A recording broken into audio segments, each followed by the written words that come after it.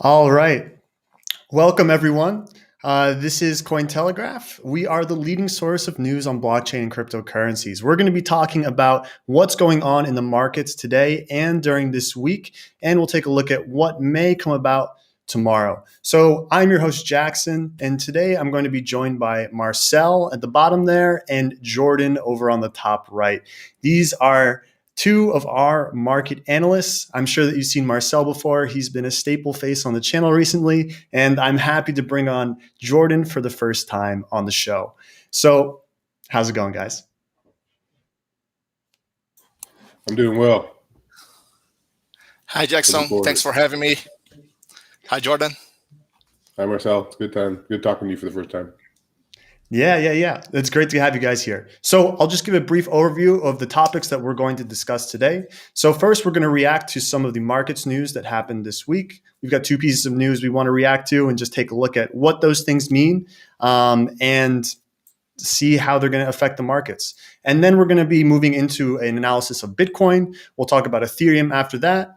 And we'll take a look at MATIC, which has been an explosive coin. It's the coin of the Polygon network. And we'll take a look at how that coin has been functioning. There's some big news surrounding that coin that happened this week. So we'll take a look at that. Then we'll dive into DeFi and have a look at some of the metrics of DeFi. Jordan will lead the charge there. And at the end, we'll have a few minutes to answer some of your questions from our analysts. So guys, let's just get straight into it. So I'm going to go ahead and bring up the first piece of news that we're going to take a look at this week. And that is this. Biden tackles $40,000. Bitcoin tackles $40,000 as Biden unveils new $6 trillion federal spending budget. The money printer is going burr in the United States, as usual. So important things to note here is that Biden's new $6 trillion federal spending budget has been unveiled. That means he's going to be spending $6 trillion in 2022. That's a lot of money. So, Marcel, when you first took a look at this news, what was your initial reaction to that? Okay, so first, we got to discern here the difference between a federal aid package and money in circulation increasing, because it doesn't matter if the Fed prints $6 billion or $10 billion like they did over the past 12 months.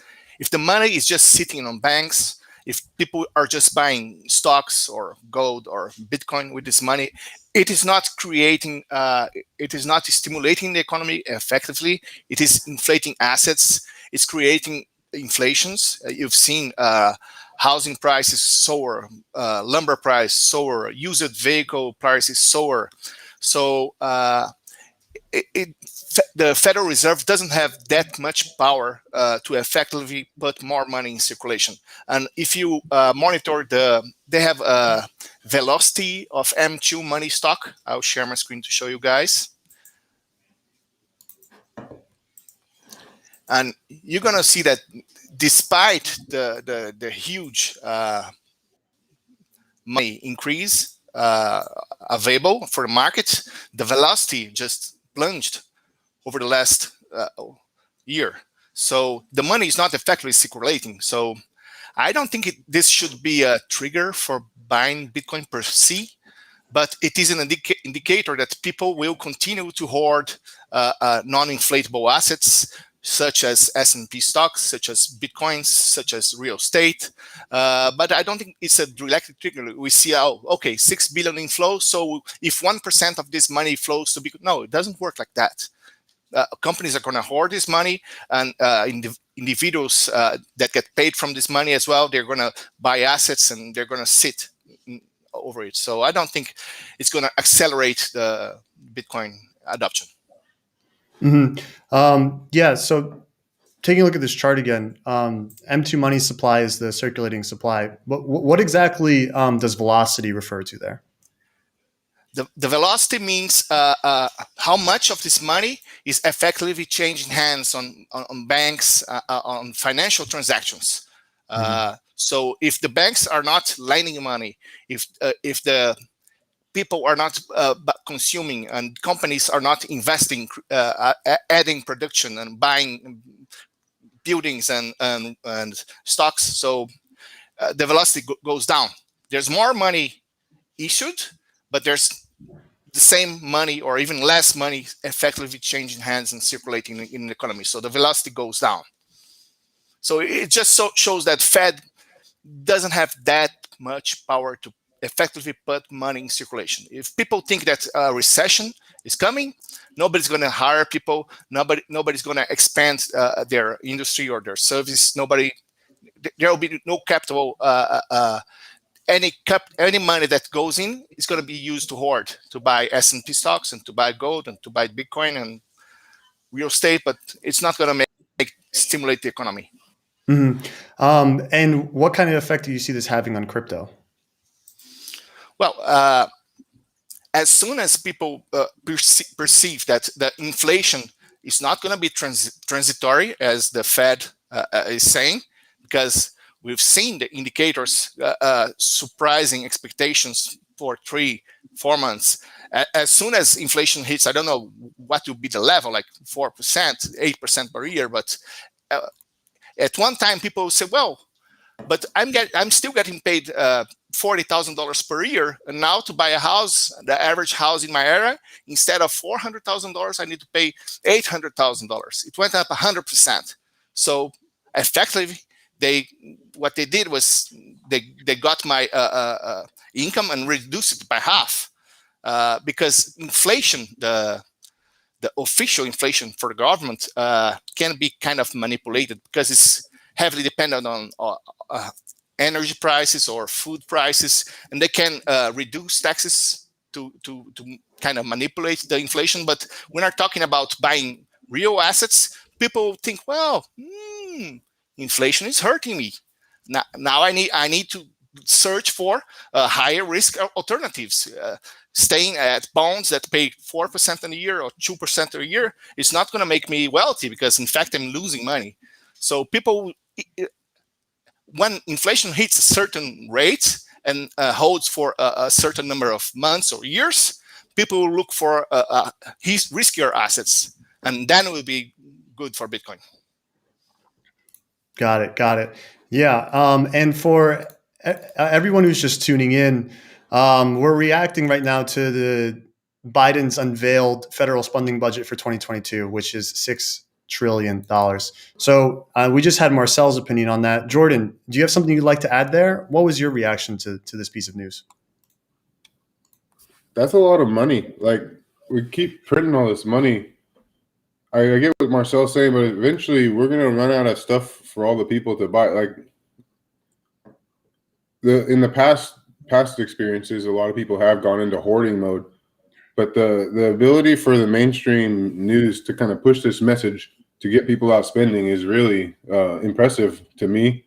Seeing how like they can just say something on mainstream news channels, and it gets repeated out through the whole like globe, and pretty soon that's the narrative that we're all following. So whatever they kind of get as a talking point on the mainstream channels, they push that, and that's what people start piling on. Like even last week's market turned down with, it was the news was focused on Musk saying that, oh, he doesn't like Bitcoin anymore, when that was not the main reason why the whole market fell. But because the mainstream news pushed that narrative so hard, everybody was kind of agreeing, and the whole crypto sphere was turning on Musk and all this stuff. So I think if they push the message out there that no, things are going to be fine. I know they keep saying it's transitory, it won't work eventually, but I think for a while it will, and people are out there spending. They keep giving stimulus and unemployment stuff to different people, and people want to spend that money. They're not just holding it. And with the economy shut down, there's less goods out there that can be bought. So the prices are going to kind of keep ticking up, in my opinion, because of that. And I don't know, with them adding like cryptocurrencies to Venmo, PayPal, all these really simple ways for the average person to connect their bank with a service, transfer money over there and buy it. There's a potential that I think sooner rather than later people might start going more into cryptos. And again, that also does depend on whether or not they push cryptocurrencies as part of the mainstream narrative, which they're kind of starting to do. They're talking a lot about more. So we'll see what happens over the next few years, the next even few months to years. They're kind of wish-washy with how they start talking bad about cryptocurrencies, then they flip the script. I don't know. We'll see what happens. Yeah, it does. Marcel, go on. Yeah, don't forget that almost every central bank is thinking about or studying issuing their own digital currency, even if it doesn't use blockchain. But one of the main functions that they can implement is, number one, they can put a negative interest rate. So if you hold 1,000 crypto dollars in your account, it's going to be, instead of staking and gaining more, we're going to withdraw 1% from your holdings. They can also create money that is specifically designed. Well, you cannot buy S&P shares. You cannot buy BTC with this money. This digital money can only be used to buy food or to improve your house or to wherever sectors they decide. So the CBDC, which is the central bank digital currency, will give them much more power and to control such things. Yeah, it does feel like we're at some kind of inflection point in history with this. So it will definitely be interesting to see what happens, how these CBDCs get implemented, where the technology brings us from here. So yeah, I totally agree with those points. But I do want to move on to reacting to another piece of news here that our markets team broke down. Let me just bring that up on our screen. Yeah, which is that the number of Bitcoin wallets holding 100 to 1K BTC soars after Tesla's 1.5 billion buy-in. So the main takeaway here is that the amount of Bitcoin held by whales increased by around 14% after Tesla announced its foray into the cryptocurrency sector in early February 2021. So I think this kind of ties in with the narrative of institutions getting involved in crypto. But Jordan, what was your take on this news or these numbers showing that there are now more whales in crypto because of the Tesla purchase or since the Tesla purchase? Do you think Tesla even affected it that much? Well, one of the server companies that we kind of partner with or get some information from is called Jarvis Labs, and they have a whale wallet they follow, and they called it Pablo. And this whale wallet transfers Bitcoin very regularly just before big market drops going. And it gets all in the conspiratorial realm of the internet, but it seems like there was a clear and concerted, coordinated FUD campaign last week. It just happened to coincide with Elon Musk doing that thing. But again, like my editor here at Cointelegraph for like a month has been like, the market's going to drop, Jordan. And I'm like, okay, I believe you. And like it dropped. He's like, I told you. But the whole news is like, it's Elon Musk and all that stuff. So like in the same way that the traditional finance realm has clear coordination with big parties and players behind the scene can like put in their bets and before big moves happen. I think some people knew what was coming, whether or not it was just a big whale wallet. Whale wallets in coordination kind of pushing the price down to cause a cascading effect, and then they throw this Musk FUD in to make it go down further. And yeah, a lot of these big whale wallets that control larger amounts of BTC are willing to sacrifice 100 BTC to turn around and make 200 or 300. So it makes sense to me that the whale wallets increase, and it just shows that some of these newer participants are getting more active if they're newer, smaller wallets compared to some that are like 10,000 to 100,000 Bitcoin. What's your take on that, Marcel? Well, Jackson, I'm not a huge fan of on-chain analysis for checking how many wallets above 100 BTCs are accumulating or not, because any trade of 300 BTC or 1,000 BTCs that take place, there needs to be a buyer and a seller of the same size. So if there's been a huge accumulation of 100,000 Bitcoins below $35,000, as people are saying, somebody sold, and it couldn't be retail, it couldn't be small guys of $50,000 to $100,000 each, for sure. So what I prefer to analyze in such cases, what happens after the crash? Does it recover quickly to $40,000? is market is scared enough that's going to retest 32 and 31,000 multiple times. So I'm more worried about the market sentiment after the crash than what caused the crash. If it was a single wave, if the guy bought put options, derivatives instruments to profit from, I don't know, maybe Elon Musk or something that China would be doing ahead. So I'm not a huge fan. And if you monitor also the 1,000 BTC plus wallets, they have been dramatically decreasing. Could be exchange or Coinbase itself moving from 1,000 BTC plus wallets to smaller wallets. I don't know. So it's really hard to guess reading from on-chain data. Yeah, that's a fair point. But I think that's a good segue to kind of bring us into our next topic, which is Bitcoin. So let's bring that up. We're going to be taking a look at the Bitcoin market right now. What's going on in Bitcoin? We'll be breaking down what's been happening so far and why tomorrow could be a very important day for Bitcoin. So Marcel, I'd like to start this off with you because you're our resident Bitcoin expert. And there are a couple topics that you do love to talk about, namely options expiry and funding rates. I'll let you take your pick on which you want to start with, but I'd like you to give your breakdown as to why you think that tomorrow is a very important date for the market. Okay, so I'll share my screen with a post that we did on Cointelegraph yesterday. One sec. So on Friday, in the early hours at 8 o'clock UTC, we're going to have options and futures expiry. CME happens a while later at 3 o'clock UTC, but OKX, Deribit, Huobi, FTX, they all hold in the morning at 8 o'clock UTC. There's $2.1 billion worth of BTC options set to expire, and bears are done as Bitcoin recently plunged. Probably no one is expecting the price at $40,000 or lower for this expiry. So bears have almost a $600 million advantage. What I mean is, in options, different from futures, you have a call option, which gives the buyer the right to acquire Bitcoin. And you have the put option, which gives the buyer the right to sell Bitcoin. And they don't need to be paired.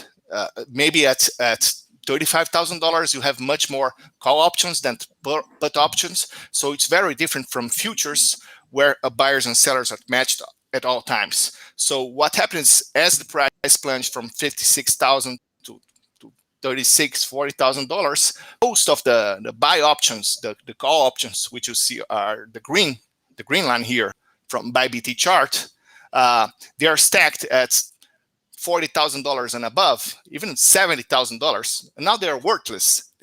Nobody wants the right to acquire Bitcoin at $70,000 in 12 hours. Meanwhile, the put options, which gives the buyer the right to sell at 45, 48, 50, are huge. So they have an enormous advantage here.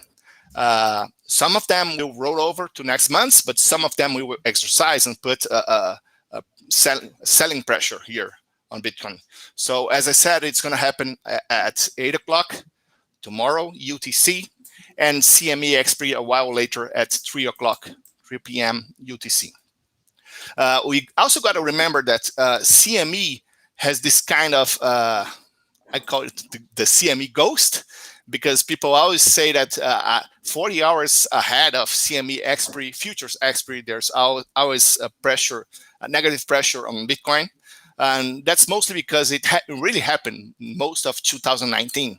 But if you check data from 2020 and most recent months, it just didn't happen. We were on a boom market and nothing stopped after. Even if it dropped a little bit 1 or 2 days ahead on most of the periods, most of the months, the market just continued to rally. So this CME goes from 2018. I don't think it exists anymore, but people fear, No, after the CME expiry, markets are going to recover. And you ask them why? Because buyers and sellers on futures contracts are always matched. It's the same size. So I'm showing you that on the options markets, the sellers have a $600 million advantage. Can you show me that on the futures market, sellers or buyers have an advantage? And their answer is no. They're matched at all times. So I think it's just a story from 2018 and doesn't happen anymore. Mm-hmm. So what does this data mean for the spot price come tomorrow? Obviously, you were saying that there's a lot of selling pressure. I mean, should we be expecting some sort of large crash, or do you think that the actual price effect will be a bit less severe? No, the bears have no. They want to be paid more to pressure from $40,000 to $38,000. It's not worth the hassle, but they're surely going to try to suppress the price below 40,000, which is an important level of put options. So anything below 40,000 favors bears, and at least until 8 o'clock tomorrow, they'll try to keep this price below 40,000. So if you read it and if you think about it, maybe after the expiry, there's a potential buying pressure, because bears will wait the market to recover to $50,000 or $55,000 until they place bearish bets again. They're not going to buy puts or a bearish bet, place bearish bets after the market crashed 50%. No way. Yeah, and going off that, we've got a question from the audience here who's asking, are we going to visit 30K or lower? And that's an interesting point to bring up, because I believe there was an analyst, let me find the article here, but I believe there was, yeah, here we go. Let me share my screen. But there is an analyst who was saying that we could possibly see 15,000 as a target, because the Bitcoin price volatility hit a high in 2021 during this week. So, Marcel, I'd like to hear your opinion on this. Do you think that there's a chance we could dip below 30K? Well, Jackson, in my opinion, we shouldn't see any dips below 30,000, because I'll share my screen again.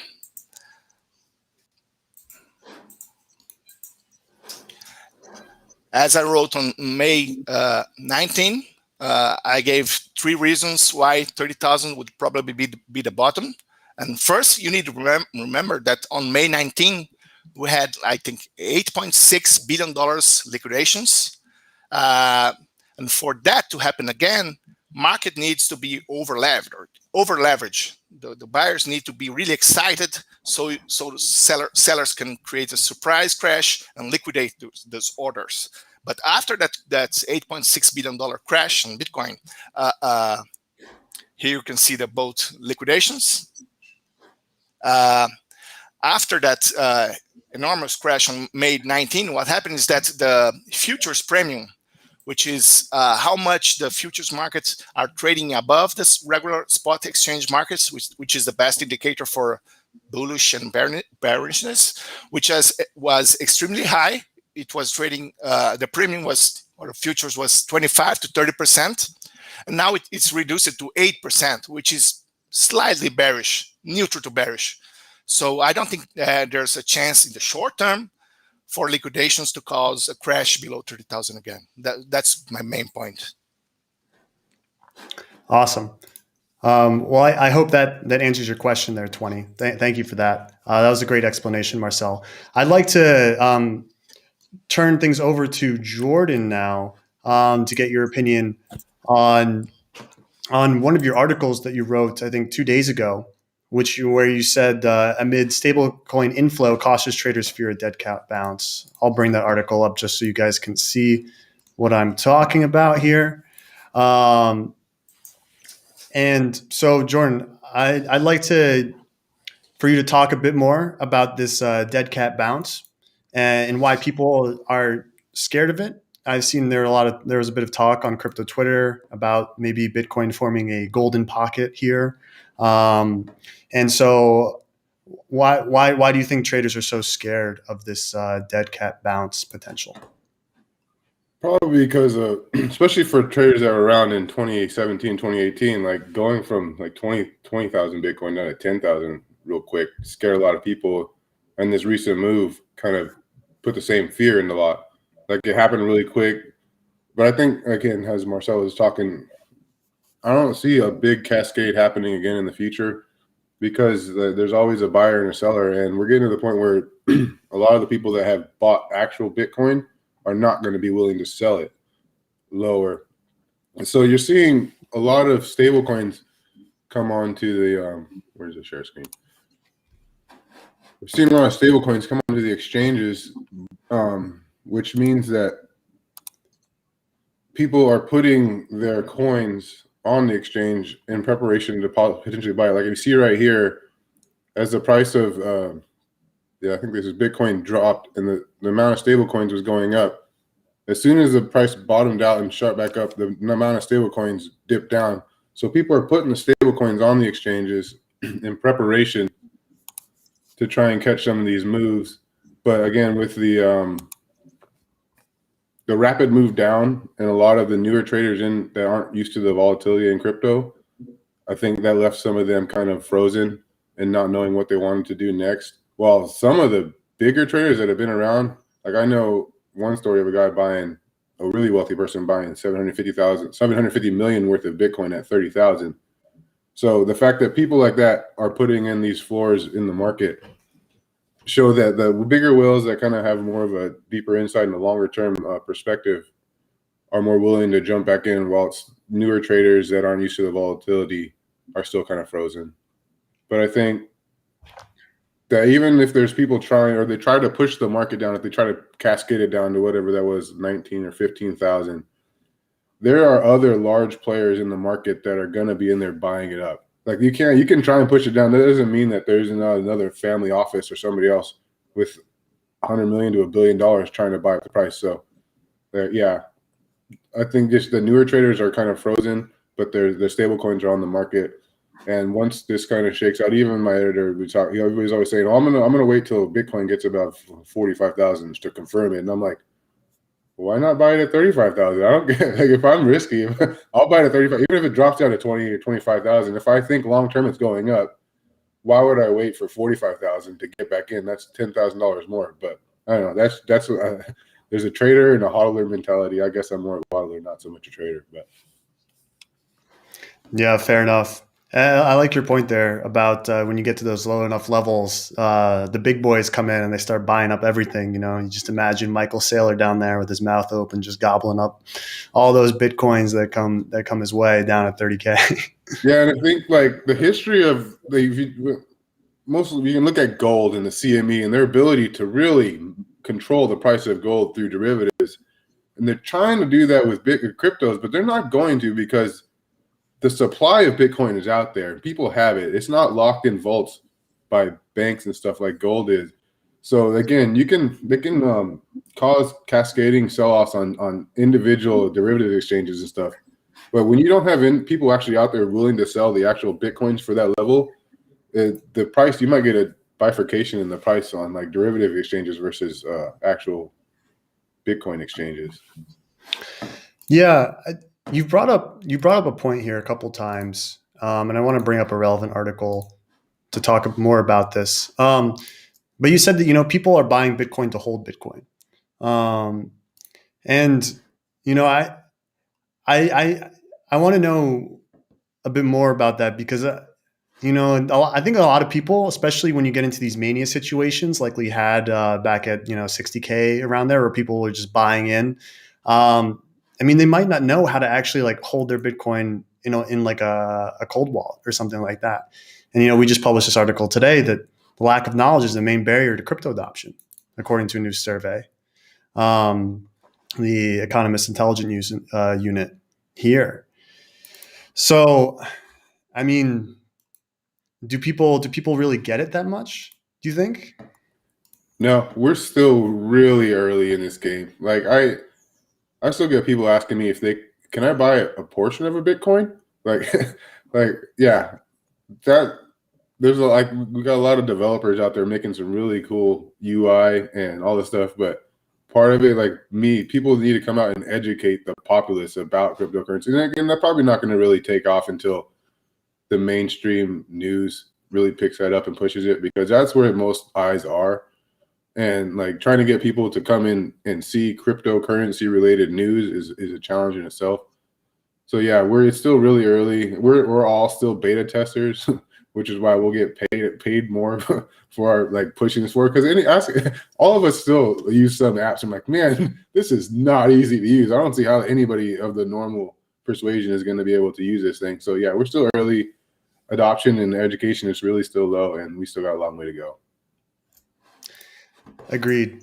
I agree. And, you know, it's always great to hear that we're still early, because that means that there's a lot of money still to be made. So Marcel, I want to come back to you, because there was something else that I think you wanted to touch on, specifically in regards to Grayscale. Okay, but first, I agree completely with what Jordan said. And we need to remind people that only 15% of the outstanding Bitcoin lies on exchanges. So when people sell or dump and there's a market crash, like 85% of the holders, they don't care. If you check the hold waves, I'll show you this, the indicator. Like 70% of the holders didn't even move their coins for 6 months and longer times. So holders are not affected by price crashes. So people who's newbies in the market, they think that everybody holds coins on exchange, and if the market drops, everybody's going to sell. But that's not reality. If you check the hold waves, you're going to see that's like 20% of the coins have been moved for the past months, and 24%, 34% moved over the last 6 months. The remaining 65% haven't been touched for 6 months or longer. And they've been through a 50% crash, and they did not sell. So what do you think is going to happen if market goes up 200 or 300%? They're not going to touch it. They're not traders. They're holders. They've got those diamond hands. And anybody of that size knows that like trying to even operate on a blockchain times like that is foolish. Waiting like a day for your Bitcoin transaction to go through. Exactly. Binance goes down, Coinbase goes down, everything just capitulates, and then you're stuck there trying to figure out what to do. Yeah. But Marcel, let's talk about that Grayscale thing now. What did you have to share there? Okay, let me open here. So Grayscale used to be the only instrument available on equity markets, like resembling an ETF that investors had to join BTC. But if you're a fund manager, if you have a 401k fund, you could not buy Bitcoin directly on Coinbase or whatever. So you had to use some exchange traded fund or exchange traded trust in the case of Grayscale. And Grayscale became so big that they started in 2013, I think, and they reached $50 billion in Bitcoin, which is astonishing. For example, gold ETF holds $200 billion. So a single crypto provider, trust fund provider, reached $50 billion. So it was huge. And it used to trade with a large premium versus the BTC inside the fund. Why? Why that? Because retail could not buy directly from Grayscale. They had to wait some institutional clients to buy the Grayscale trust. This guy had to wait 6 months and then dump it on the market. So you had a lot of retail traders wanting to buy, 401k wanting to buy, mutual funds, institutionals wanting to buy that could not go directly to Coinbase. So they paid a premium up to 50%, 40%, and 30%. But after Canada launched its own ETF, for example, and it reached $1 billion, so it coincided as well with the markets with BTC markets starting to level at $50,000 to $60,000, started ranging. So a lot of these Grayscale investors say, well, I want to reduce my position. But you cannot go to Grayscale and say, well, give me my Bitcoins back. I want out. I want to convert my GBTC shares in the equivalent BTC position. No, you cannot do that. That's not an ETF. It's a trust fund. So you have to dump it on the secondary market, trading your regular broker, Fidelity or whatever. So what happens is that premium that used to be 30% went negative 10%, 20%, 25%.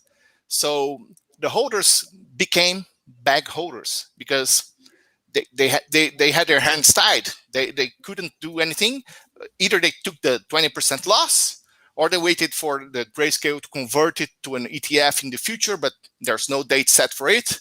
So those holders are struggling, and there's still like $25 billion worth of GBTC left.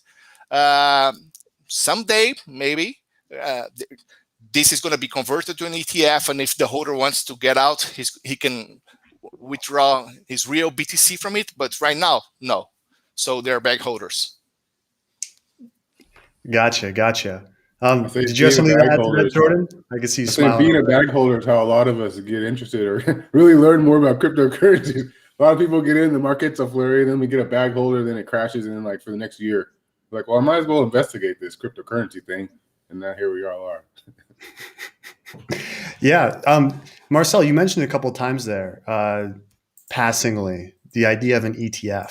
And I know that we talked, I think, with Scott Melker and Mike McGlone a few weeks ago about their thoughts on when we could potentially see a Bitcoin ETF in the US. Do you think that is still on the cards for this year? I don't think it's on the cards for this year.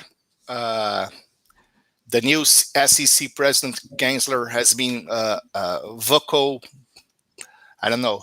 He's been saying out loud that he wants to regulate exchanges. So I think before we have regulations for exchanges and derivatives markets, we're not going to see the ETF approved in the US. But we have the ETF in Brazil, approved, trading over R$1 billion. We had the ETF approved and trading in Canada. So that puts pressure for the United States SEC to approve it. But I don't think it's going to happen this year. So if you see my share screen, you can see the GBTC premium, which peaked at 40% late 2020, and then it plunged all the way to minus 20%. So most of these investors were not aware that such thing could happen, and they were now at a loss. And I don't know, they're probably pissed because they can't get out. If they get out, they just write down a 30% loss because they bought it with a 10, 20% premium. Now it's trading 10% below. So it's horrible for them. Yeah, that sounds pretty brutal, I'll be honest. But, maybe if they hold it long enough, it'll end up in their favor. Got to have those diamond hands, But you mentioned crypto regulation a few times, and we have a question from the audience here who's asking, what are the major reasons many countries are trying to heavily regulate crypto if the fundamental characteristic is that it is secure? Maybe you guys want to take a stab at that one? Well, like, to me, the power structure of any country or government is its currency. That's where the value of a country is maintained. So cryptocurrencies are borderless. You got people working, earning money in America or China or wherever, and then taking that value and putting it outside of the currency of the country. That directly challenges any government or any country. And they don't like that. Nobody ever wants to give up power willingly. So true crypto fans need to accept the fact that if we want crypto to be widely adopted, it's going to be regulated and taxed. I know the cypherpunks are like, no, there's only so many cypherpunks in the world. The majority of the population is like mainstream, will do what the government tells them to do and follow the laws. And that's probably what's kept a lot of them out, because the government's been saying that it's illegal. So when the government says it's illegal, and as long as you pay us your taxes, we'll let you use it, a lot of people will follow that. And so that's kind of like, even part on the adoption part for us crypto people, the regulation is what's going to help bring more people into the fold, unfortunately. So that's why they are pushing the regulation so much, in my opinion. Marcel, I'm sure you have some thoughts on this. Yeah, I agree, Jordan. Crypto regulation is needed for those institutional guys to come in and to buy and hold and to trade, and even for the exchanges. Well, can I provide derivatives trading or not? What kind of do I have to wait for 2 years until the SEC decides if the altcoin is a security or not? How can I check? So there needs to be a sandbox, a rule that, okay, you can list, you can trade it for 1 year, but you have to ask for the SEC to decide whether it's a security or not. And after 1 year, it's our deadline to tell you guys if you have to delist it or not. Because check out the situation on XRP, for example. XRP, the company, Ripple company, is being sued. The CEO and the founders are being sued. And they're effectively saying, okay, if you guys want us to kill the XRP token as it is and create a new token that's not issued by Ripple Labs, we can do it. Just tell us what we need to do in order to adjust. If it's paying a fine, we pay a fine, but tell us what to do. Because what happens right now is that both of exchange and ICO issuers are completely lost. So if you try to understand it from an institutional investor perspective, he's going to say, well, why am I going to get inside this mess? That's such a gray area. Okay, I love Bitcoin. I see the fundamentals. I like the DeFi industry. I like Ethereum fundamentals.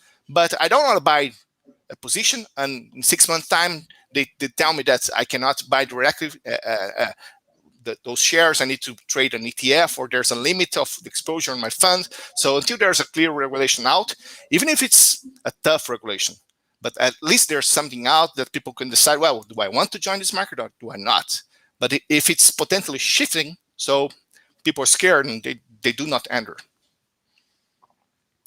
I think that's a pretty good breakdown. I hope that answers your question, Pranathi. But I think we spent most of our time here on Bitcoin. So I want to move on to the next topic. We can briefly touch on Ethereum, which is exactly what I want to talk about next. So I think a lot of people have been viewing Ethereum this year with a large amount of interest, particularly due to the developments in DeFi that blew up over last summer and have continued on to this year. And I think a lot of people feel that ETH has an incredible amount of upside potential, especially when compared with Bitcoin and looking at the year-to-date kind of percentage increases there. So Jordan, I'd like to start with you, given that I just gave a kind of background fitting into the more longer-term perspective. I know you have some thoughts about ETH 2.0 and what that could mean in terms of ETH price over the next, year or even longer. So Jordan, yeah, take it away, please. Yeah, with ETH 2.0, I don't know if the reader or followers aren't familiar, just switching over from proof of work to proof of stake, which I heard somebody once explain is like trying to change the tire on a car while it's moving on the freeway. That's pretty good. That's pretty good. Yeah, but what is effectively doing, I think, let me see. Which one was it? Yeah, get that screen up there. And guys, thank you all for tuning in and watching this. Really appreciate it. If you haven't done so already, please go ahead and hit that subscribe button. Support the channel. We love you guys. Thank you very much. Jordan, what's next? Yeah, currently there's almost 4.9 million. I'm getting closer to 5 million ETH staked on the ETH2 network, and those tokens are locked up for a long period of time. When you got DeFi going on too, with a lot of the DeFi platforms, the base currency, or if they have liquidity pairs, is ETH, part of it. So a lot of these things are kind of adding towards making the supply of ETH decrease over time. And while it's gone on quite a move early this year, and it's kind of due for a pullback and consolidation.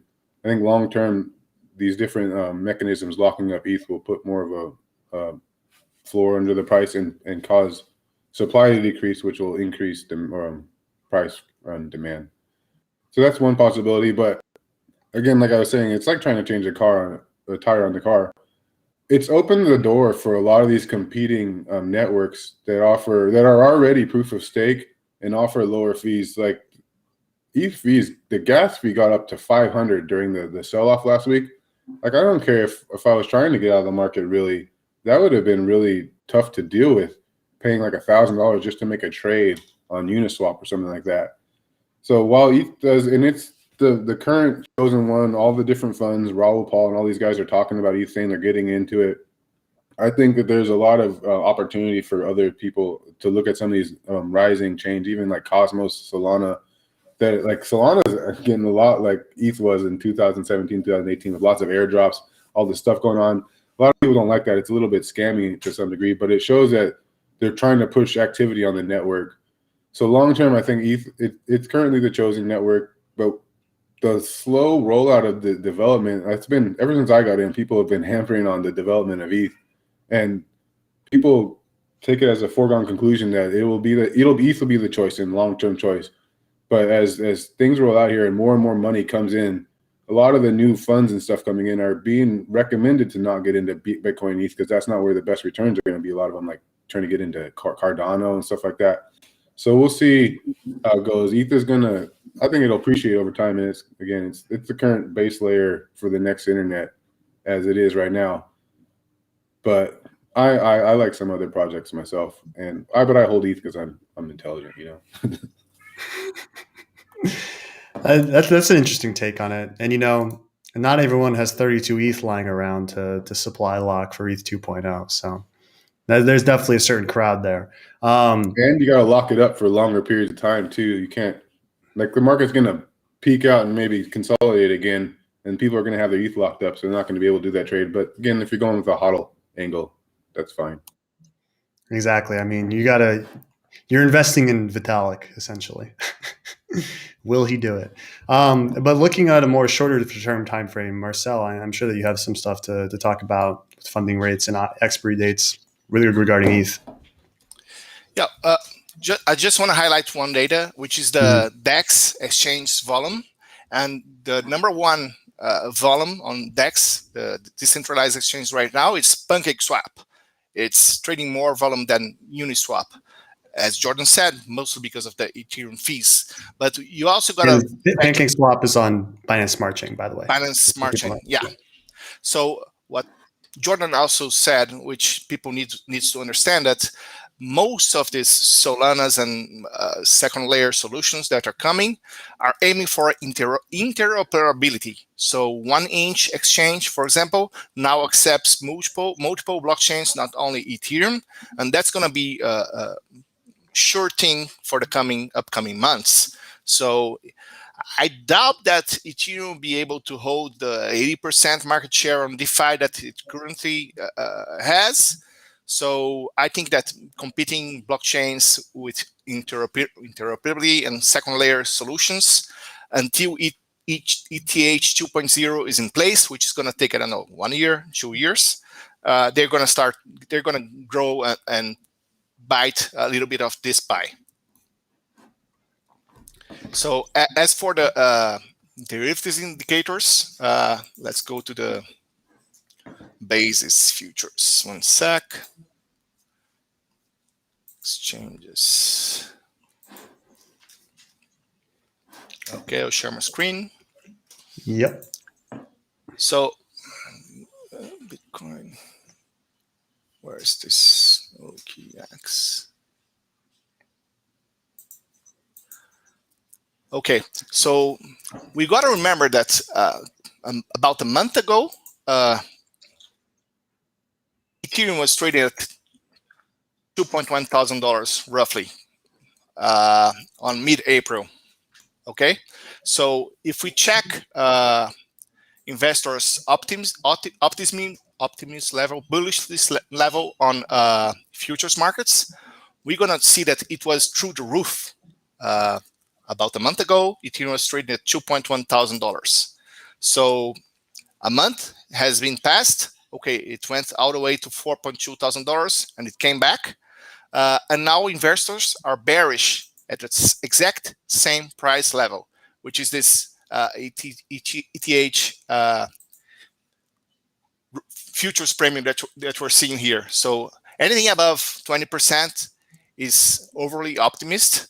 anything at 8% or lower, it's bearish. So at the same price, with a space of 1 month, investors went from overly bullish to neutral to bearish. So crypto markets tend to exaggerate both ways. So I don't think we should take the picture that we're seeing right now as a fact, because longs got liquidated. They're hurt. Some of them are waiting for lower prices to come back. Some of them, as Jordan said, well, I'm going to wait for it to reach $3,000 until I buy because I want a confirmation. But we've seen with Bitcoin, it went all the way after the crash, it went to $42,000 and came back to $35,000. So not necessarily a price move is a confirmation. And if you check any sentiment data, like the fear and greed or the futures premium, you're going to see that investors are bearish. Of course, they're bearish. They just got liquidated on $15 billion in a week. Who wouldn't be bearish? But it doesn't really reflect the market sentiment. People should zoom out and see, well, we started the year at what price? Ethereum started the year at $700. We're currently at $2,700. How can you be bearish, man? You're just not thinking straight. Yeah, I mean, I think a lot of people get caught up in the short-term market moves, especially if you just got into crypto, a month ago because Elon Musk was shilling Dogecoin on Twitter. It happens, yeah. But that's why it's so important to be looking at the market data, especially when we have Marcel here, who's an absolute expert at this, to show us the way. So I think if neither of you have any more to add on ETH, we can move on because we're still a bit crunched for time here. And our next topic I want to bring up here is, let me get everything sorted. That's not it, but we're going to talk about MATIC. Which is the native token of Polygon. Polygon was mentioned a couple times already during this stream. And there is some big news that came out earlier this week, which was that Mark Cuban has officially backed Polygon. And Polygon, I believe, is a layer 2 solution for Ethereum to help with scaling. And yes, so we see here that Mark Cuban Company's website seemingly affirmed his investment in the project. A lot of people will probably take that as very bullish for Polygon. So Jordan, our resident DeFi expert here, what is your opinion on this seeming investment move by Mark Cuban? I think it's a good move on his part, and it seems like there's a definite, even between Mark Cuban and Elon Musk, some kind of coordination, like they're working together to try and help bring crypto up. But the fact that he mentioned it is put it on a lot of people's maps. Like a lot of people weren't familiar with Polygon MATIC before. Like even the fact that it's turned Polygon, most people that have been in crypto for a while know it as MATIC because it was started as MATIC originally. And they pivoted to Polygon as a play to try and become the interoperability layer for Ethereum, kind of because Polkadot was actually stealing a lot of that thunder and really promoting itself as the interoperability blockchain. So Polygon switched to that, and I really like MATIC actually. It's one of my after I had a little bit of Aavegotchi, and then when they switched over to the MATIC network and I got over there, I'm like, oh my God, I can actually transact on a blockchain for cents and not like hundreds of dollars. And the fact that Aave, the largest DeFi lending platform now, has kind of ported over to MATIC, which helped boost it above both Compound and Maker, which were previously the highest ones. It bodes well. You got 1inch and a lot of other exchanges or DeFi decentralized exchange aggregators, NFT projects, which are going to be big in the future. I know there's some projects out there like Engine that have their own NFT angle, but Polygon doesn't just make it easy to transact NFTs. It makes it easy and low cost to transact anything on the Ethereum network. So all the diehard Ethereum people, especially that don't want to cross over to another chain, especially not the Binance chain, which a lot of people don't like CZ and Binance, they're going to be much more likely to want to scale up to layer 2 on Ethereum because it stays on the Ethereum network. it'll allow Ethereum to go through its process, and they can potentially port back to the Ethereum staking contract in the future. So yeah, with people really flooding into crypto now and ETH not ready for the prime time, the fact that Mark Cuban put Polygon on the map for most people was done on purpose, in my opinion. Mm-hmm. And it's interesting that they've taken a long-term investment standpoint on this, because it seems to me, at least, and please correct me if I'm wrong, that that if ETH 2.0 does come around and introduces staking, the proof of stake change to the network, that would increase scalability an incredible amount for the whole Ethereum network. And would that not make Polygon sort of irrelevant in terms of, because one of the main things that Polygon offers is scalability on the Ethereum network? Mm-hmm. That's always a potential, but ETH isn't ready right now. Mm-hmm. Like if it was, it doesn't, like we don't like to change. Humans are really hard to change.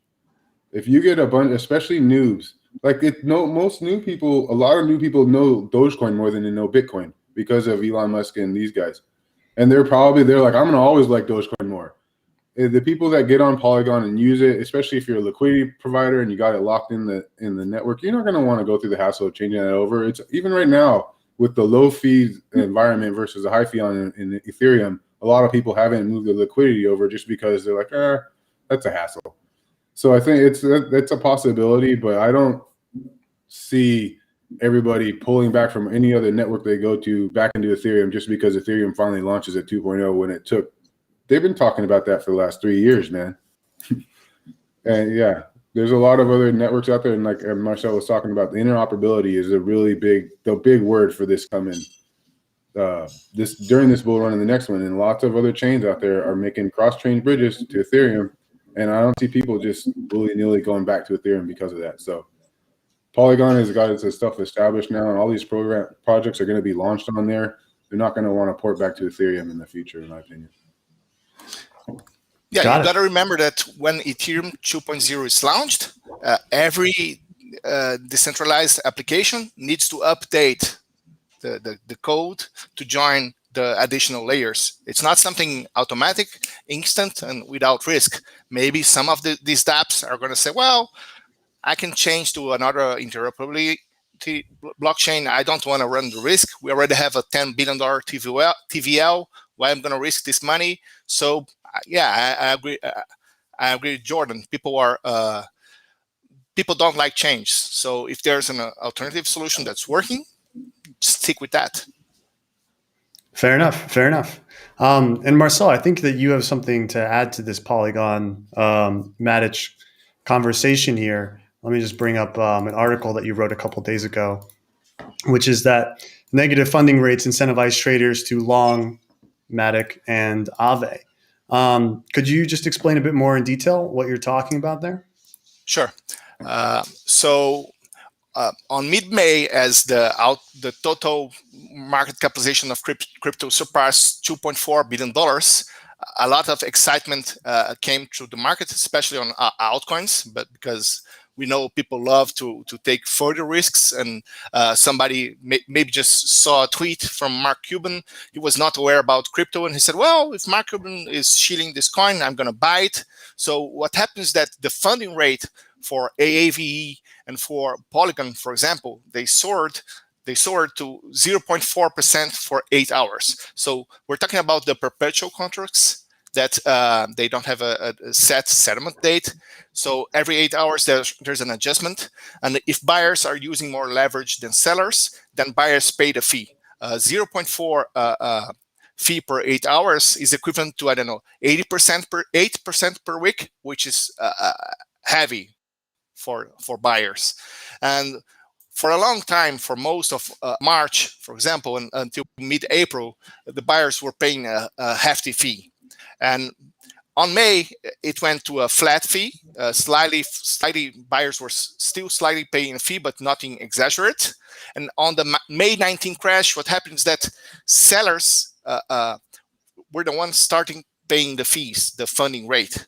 So if you buy a MATIC future contract, you get paid 2%, 4%, 6% per week just to hold future contracts. That's not a very usual situation, but it happened as the market tanked, and this helps to create a certain bottom for the crypto. And this happened both on MATIC, on Polygon, and AAV. You can see that both the funding rates went heavily negative, which favors buyers because you get paid the funding rate just to hold the futures contracts.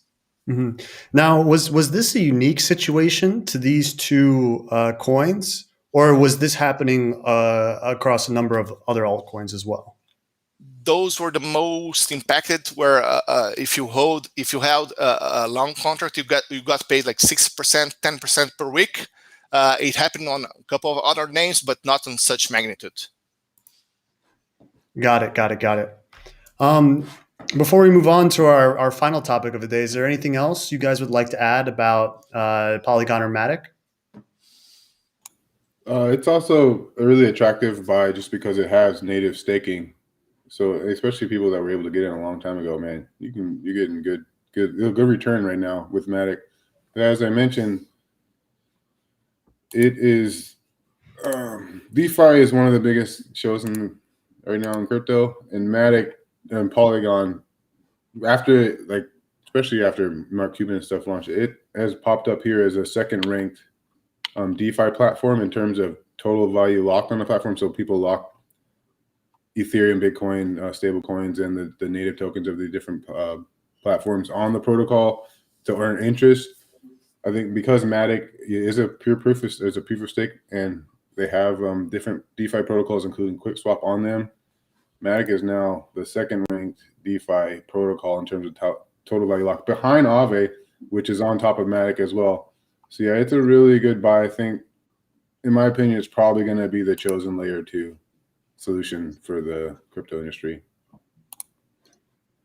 You heard it here first, guys. You heard it here first. Yeah, so I think that about wraps up our topic for MATIC. Let's move on to the next one, which is we're going to be diving a bit into DeFi as our final topic for today. And this conversation, I hope, is going to be led by Jordan. So one of the first thing that I want to touch on here is an article that you wrote. Let me get it pulled up here. Let me share my screen. Right. Which is that DeFi and stablecoins held up as the crypto market imploded. And I think you wrote another article as well that was also saying that while Bitcoin and Ethereum are kind of stalled out in this range right now, altcoins are soaring. So would you mind explaining a bit further why these altcoins are experiencing such a surge while Bitcoin and Ethereum are stalled out? Well, similar to what was seen back in 2017, 2018, Bitcoin really peaked out and then started correcting. And it was actually a month later that the altcoins took off. So it's almost like people rotate out of Bitcoin. And now Ethereum is kind of getting up to the level of a Bitcoin, like top of the charts. It's like a blue chip crypto. So it kind of moves on its own, and Ethereum, Bitcoin go up. People are excited. They rotate out of those into the altcoins, which might be what we're seeing now as Bitcoin and Ethereum have kind of pulled back in price. Traders don't want to just sit around and wait for Bitcoin and Ethereum to make a move. So they're kind of starting to play around with the popular altcoins, including Polygon, Aave, some of the other top coins. And DeFi, again, it really got the year started going like with a hot route. And as you can see, the total value locked. Oh, I'm not sharing my screen. Yeah, let's get that up there. Here we go. As you can see, the total value locked has been increasing steadily throughout the year. And even with this correction, this has a lot more to do with the price of individual tokens. Like as Marcel showed in the whole hodler map, 85% of the token, Bitcoin didn't move. So people are leaving their tokens on the exchanges. The change in total value lock has to do with the drop in price. As you can see here, total DeFi users over time is kind of still going parabolic and continuing to go up, which means as new people come into the cryptocurrency ecosystem, they learn about DeFi and stuff, and they start integrating into these different communities. And it's hard to get a clear handle on statistics in DeFi. Like even here on Dapp's radar, they'll give you different statistics, and they say MakerDAO has more than Aave, and I don't even know if they include Polygon. So they're really, I would really appreciate if one side got together and offered really good statistics on DeFi. But as you can see, this is the DEX daily volume, especially on the 19th during the sell-off. The volume shot way high. So activity on the different DEXs, decentralized exchange and DeFi lending platforms continues to be at all-time high levels. The price drop is mainly what has pulled back. And stable coins, they were able to maintain their pegs for the most part. The only one that had a problem was Terra Luna's new UST stablecoin. I think it dropped down, or at one point it got to $1.05. The exchange rate between it and USDT was like $1.05. But other than that, people were able to transfer out of altcoins into stablecoins during the recent sell-off, which shows increased stability and strength for the whole market. Even Raul Paul had there's a really good tweet, I don't have it pulled up, where he was discussing that, and he was saying like one of the newest asset classes just had like a 40% drawdown and all this stuff, and nothing happened. There wasn't a government bailout that was needed. No cascading liquidations that required like massive bailouts or any of this stuff. So the market is holding up and doing what it's supposed to do without any kind of overarching government control. And stable coins and the DeFi ecosystem really played a major part in that the ability for it to do that. And I think DeFi is the like the future app that will bring more people into crypto. Like a lot of people that don't know crypto, as soon as I've introduced them into DeFi, they're like, what am I doing? Like, why don't they talk about this? You know, on the news you hear it's just used by criminals and facilitates illegal stuff. Then you realize like DeFi is the traditional finance 2.0, and you can actually earn a yield for your money. So yeah, that's the tweet from Raul Paul. So yeah, DeFi, it's one of the new foundations for the crypto market, and it's still going strong. Anything you'd like to add there, Marcel? Well, I'm not a huge fan of DeFi, mostly because when people say yield, okay, I bought Ethereum at $2,400, I stake it, I gain 6%. 1 year later, it's trading at $2,100. So where's the yield that we're talking about? And besides, in my point of view, you can, if you're looking for gains in US dollar, if you're looking for a fixed income, you can buy Bitcoin, sell futures contracts with the premium. You can buy Bitcoin and buy protective put options or do covered call trades, which will yield you predictive gains in US dollars, a fixed term. There's no risk. There's no, it doesn't depend on price fluctuations. So I think it's really important for derivatives exchange to move out from SEX to decentralized, like Deribit holds like 80% of the options trades. I would love to see some DeFi, even if it's on Ethereum network or whatever blockchain, accepting trades for derivatives. It's going to be huge for the market, not only for Ethereum. So people need to understand that interoperability is underway, and other networks will offer other benefits like lower fees or other products that Ethereum can't really handle. So, but I think it's good for the entire crypto market. Got it. Yeah. Any final points you'd like to add there, Jordan? Yeah, just on the DeFi and earning a yield, careful which platforms you use. Some offer the ability to earn in the token you stake, while others like PancakeSwap, it'll offer you 462%, but you get cake tokens, and so you're betting on the future of that token when you're staking with these sums. So always keep that in mind. The higher the APR, the more likely you're going to get a token that might not be worth as much. Like whereas on like Compound or Maker, you can get a 4 to 10% yield, most under 20%, but you'll get that token that you're staking. So just keep an eye on that. Yeah, go explore DeFi, guys. It's a wild world out there, and it's worth a look if anything. So that just about wraps up all of the topics we wanted to cover. We'll just take a few minutes to answer some of the audience questions that they've had over the course of the show here. First one, pretty easy one for you, Jordan. Keith Rooney is wondering, what is the app software you're using there to look at the total value locked in DeFi? That's Dune Analytics, DUNEANALYTICX. You can, they have a whole list of tags. Dex Metrics is the one that I use the most. Got it. Yeah. Yeah, guys, if you have a question for Marcel or Jordan, or even for me, I guess, feel free to write in the chat. We'll see if we can answer it just in the final few minutes before we wrap things up. I don't know if either of you are too familiar with the RSI, but someone's wondering if Ethereum is going down after we see with the current RSI. I mean, we took a look at the Fear and Greed Index earlier, which was at like 27. I think those generally coincide a bit. Either of you want to comment on that? I would say that as long as fundamentals are in place, the number of addresses active on the network, the TVL on DeFi, as long as the fundamentals are there, there's no reason to believe that a second wave of large liquidation is going to take place, because as I explained, futures were trading at a 40% premium, which was exaggerated. And now we're trading at 80%, which is neutral to bearish. So I don't think there will be we can revisit 2.3 or 2.4 thousand dollars easily, but I don't think we're going to see a huge dip on Ethereum considering the fundamentals. Got it. And we'll take one more question, it looks like, here from Sean Yang.